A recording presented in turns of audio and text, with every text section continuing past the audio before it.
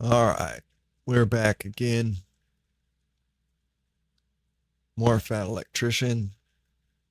The government helps by destroying 70,000 working cars. 700,000 working cars. That sounds more like the US government. Not surprising by any means.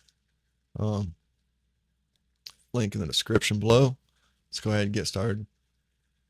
Okay, this is becoming a pattern at this point. Every single time I find a truck that I want, it's borderline impossible to get, and after 5 seconds of research, I find out that the United States government is directly responsible. Always.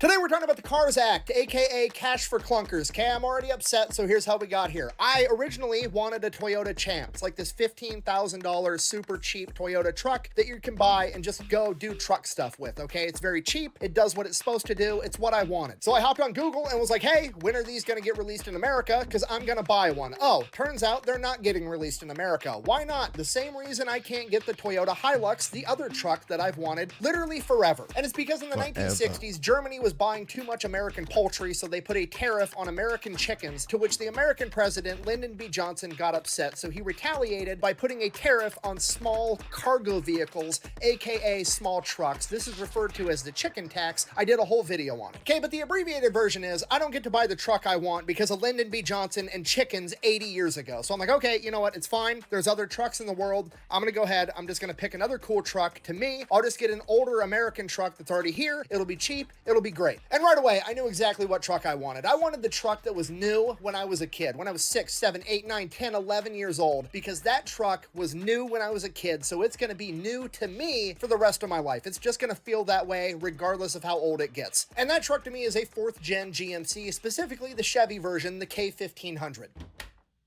Delete me. Nice trench gun. Whatever. Sorry, anyways, I started looking for a K1500, borderline impossible to find one in good condition. Okay, I finally track one down. It's at a car dealership. It's mint. It's got like 25,000 miles. It's perfect. It's spotless. I want it. Problem, it's like almost $30,000 for a 1998 K1500. So I call the dealership and I'm like, the fuck? Is it like a drag car? Does it have a different engine in it? What the fuck is going on with this truck? Like, no, it's completely stock K1500, 25,000 miles, perfect condition. We want a ton of They're just badass. money for it. And I'm like, why? And the owner of the dealership is like, well, the government crushed all of them, so you're never going to find this truck in good condition. So naturally, I did what I always do. I went home, started looking into it, went down the rabbit hole. Here's what happened. It all started in 2008 when the American housing market crashed. How did the housing market crash? Well, in the years leading up to this, the American government decided, hey, owning a home is part of the American dream. More people should own homes. You know what we should do? We should go put a bunch of pressure on US banks to give loans to people that they know can't afford homes and just do it anyways. This is called a subprime mortgage, and the banks were giving out a ton of them for the years leading up to 2008. 2008 rolls around, all the people that bought houses they couldn't afford get foreclosed on, ruins the entire housing market, the entire US economy crashes. And when the economy crashes, people don't have a lot of extra money, and when people don't have a lot of extra money, guess what they're not doing? Buying brand new cars. But it's okay, we live in a capitalist society, and what happens when supply remains the same and demand goes down? The prices also go down. The market will regulate and fix itself, right? No, because the government's going to step in and they're going to Fuck it all up. I'm from the government and I'm here to help. So the United States Best clip government, in ever. its infinite wisdom, comes out with the CARS Act, aka Cash for Clunkers, and they're going to try to prop up the automotive industry as a way to stimulate the economy. And then, as a little side quest, they're also going to try to save the environment at the same time.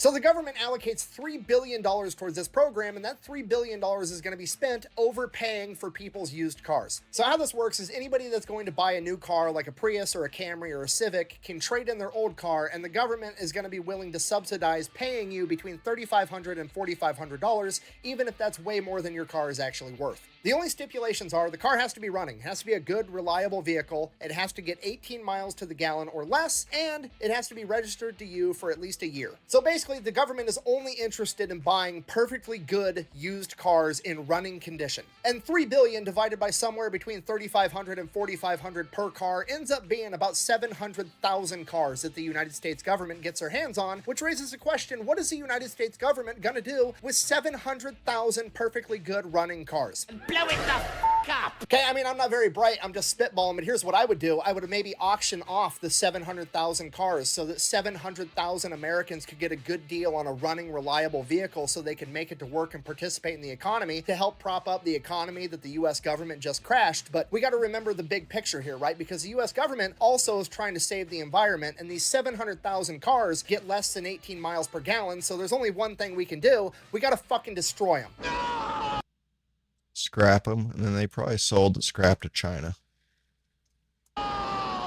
Yeah, that's what we're going to do. The second your car gets traded into a dealership, that dealership is legally required to drain all the oil out of the engine, pour a specialty chemical inside of it, put it in park, and have a mechanic hold the gas pedal down until that specialty chemical turns into glass in the engine and blows up the entire thing, and then they're going to crush it and turn it into garbage. You know, as one last fuck you to the environment right before we save it. Shut the f up, all right? Okay, I'm just gonna level with you. I'm like in awe at this point at how horrible this idea was. There's so many layers of stupidity compounded within itself. I don't even know how to continue the video. The government is like King Midas, but instead of everything they touch turning to gold, it just turns to shit. So I guess we'll just make sure that we're all on the same page at this point, okay? In 2008, the United States government is responsible for crashing the US economy, and in 2009, in order to fix it, they said, hey, you know what we should do? Let's take $3 billion that we've extracted from the people whose lives are already suffering. We're gonna take that $3 billion and we're gonna use it to have a fucking used car genocide where we destroy 700,000 perfectly operational vehicles. And you're never gonna guess which vehicle cracked the top 10 for the most crushed by the US government. That's right, the Chevy K1500. You know what? Actually, it's fine. I'm sure this was well worth it, and I'm sure that we saved the environment. Let's just go ahead and check the stats. According to the University of Michigan, the average miles per gallon of the average American vehicle went up a total of 0.7 miles per gallon. Okay, that's not a lot. How much did it actually save the environment, right? I mean, that's what actually matters. How much CO2 did we prevent from going into the atmosphere, right? Okay. The CARS program prevented 4.4 million metric tons of CO2 from entering the atmosphere. That's a big fucking number. That's probably a good thing, right? That accounts for approximately 0.4% of US emissions. You know what? Okay, look, I'm not a super intelligent guy. I'm wearing a camouflage hat and a tank top, and I live in a cornfield, okay? But hear me out. I feel like every vehicle manufactured has what I'm going to describe as a fossil fuel overhead, okay? Because the manufacturing plant where the car is made, it's got to have power. You get that by burning coal and other fossil fuels, right? So some of it goes there. Then all the workers have to drive their cars to the manufacturing plant to be able to build it, and their cars The whole circle of life. burn fossil fuels. And then if the manufacturing plant is, I don't know, in Japan, where they manufacture the Prius, the Civic, and the Camry, which were the most sold cars under the Cash for Clunkers program, you gotta ship the car across a fucking ocean using fossil fuels to get it here, okay? Maybe destroying all those cars prematurely before you squeezed all the life out of them wasn't worth the 0.4% you saved on emissions overall. Oh yeah, well at least the United States government propped up the auto industry, because without those sales, they probably would have had to lay off a bunch of American auto workers. But did you not just listen to what I just said? The top 3 cars sold during the Cash for Clunkers program were the Honda Civic, the Toyota Prius, and the Toyota Camry, okay? Most of those are made over in Japan. There's a couple that are made here in America, depending on the trim model. Overall, across the entire program, only 44% of the cars purchased under Cash for Clunkers were actually made in America. So essentially what you've done is take $3 billion from the American taxpayers and give it to foreign auto manufacturers. Secondly, in the months following the Cash for Clunkers program, there were way less car sales than there should have been according to the previous year's data, meaning Cash for Clunkers didn't increase the number of car sales, it just moved them from one month to another. So since there weren't actually any more cars sold during Cash for Clunkers, that means that the US is now down 700,000 cars, right? And what happens when supply lowers and demand remains the same? That's right, prices go up. The price of a used car on average went up about $2,000 after Cash for Clunkers. This is the worst. So essentially, the United States government has taken Probably went just the way they wanted it to. Fucking over the people. That seems to be the priority. $3 billion, given it to foreign auto manufacturers so that they can subsidize rich people buying new Priuses while poor people have to pay $2,000 more for their used car. Fucking great job. Way to go. But wait, it gets even worse because a lot of the people that bought new cars during Cash for Clunkers shouldn't have really bought new cars. They were just overly incentivized to do it because the government was subsidizing it, right? Where the fuck are my notes? According to CNW research, buyers that bought during Cash for Clunkers experienced 2 times the normal repossession rate and 5 times the amount of buyer's remorse.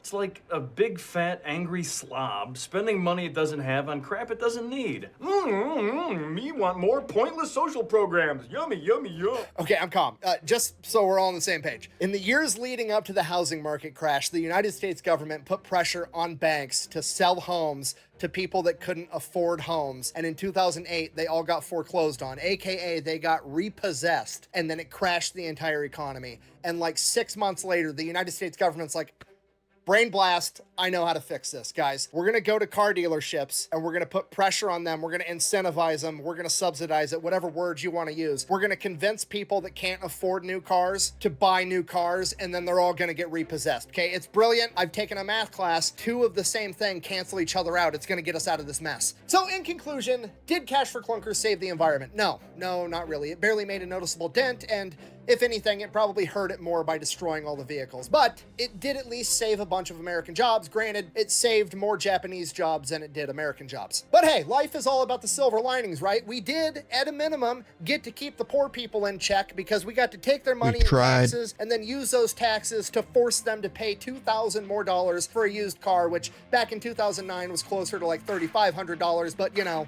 whatever. Anyways, I'm gonna go keep looking for a truck. Thanks for watching. Best way to support the channel is go buy some merch over at thefatelectrician.com. Quack bang out. And it's ridiculous. If you had your own personal small business and you hired other people to run your business for you, and they did an absolute terrible job of spending $3 billion to destroy 700,000 cars, that just doesn't even seem to make sense at all. You would fire those people. Now, the government, America, is basically a company, and there's these people running it. There's a face of the company for 4 to 8 years, a scapegoat.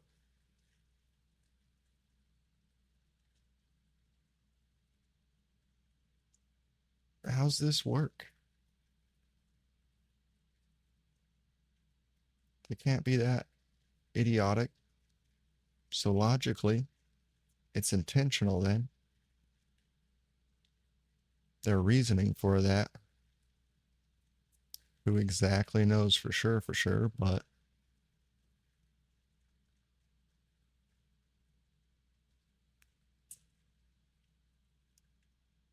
till next time, Fat Files, Fat Electrician, link description below.